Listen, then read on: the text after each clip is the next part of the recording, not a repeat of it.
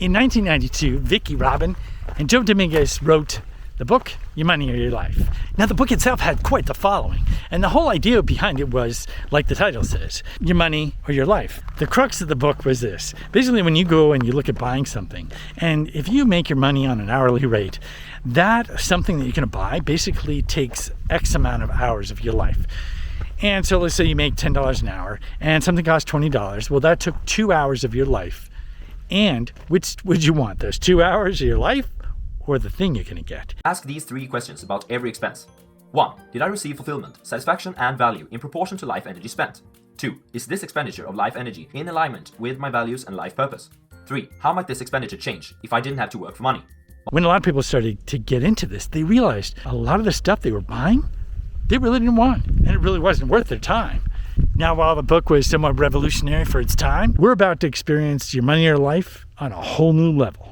A CBDC would give your government a level of power it's never had in history. And the most worrying part isn't necessarily that they would have access to all your financial data. It comes from the fact that a CBDC would be programmable, like the rules of a video game. Your government could program your money and the way it can be used. Now, when you look at all the videos on the CBDC, you realize one thing that they all have in common, and that's basically this idea of centralized control. Is the way that they're going to market this, Seth, and message it to the masses to try to get acceptance of it is, imagine a world where you can know the source of funds from all these different transactions. We'll be able to stop human trafficking.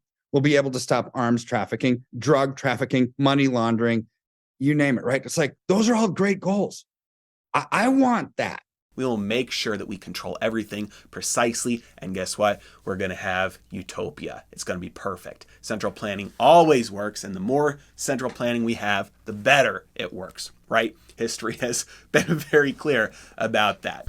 And that's why it's more important than ever to really practice the art of working with an alternative economy. Now, just like you wouldn't go and hike Mount Everest without any sort of practice, so it is with using alternative methods of payment and really having an alternative economy. You don't just start doing it without exercising your muscle. So these are different ways to exercise your alternative economic muscle. When you go to buy something on a larger site like Amazon did, look to see about buying direct from the seller. When you find their website, see if they take alternative currencies like Bitcoin and actually use that coin if they do. This helps give the seller more profit, while at the same time you start to get familiar with how Bitcoin or other crypto works. Buy directly from a rancher for your meat. This one takes some researching and calling around, yet this is one of the best forms of security you can have going forward, especially if there are any shortages. Now, this one is a little bit different. It's practicing the art of bartering. What you can do is look around your house to find things to sell and see if you can trade with people instead. It's basically just getting comfortable with, that type of exchange. It can open up a lot of different possibilities for sure. It's not only selling, it's also in creating something on the side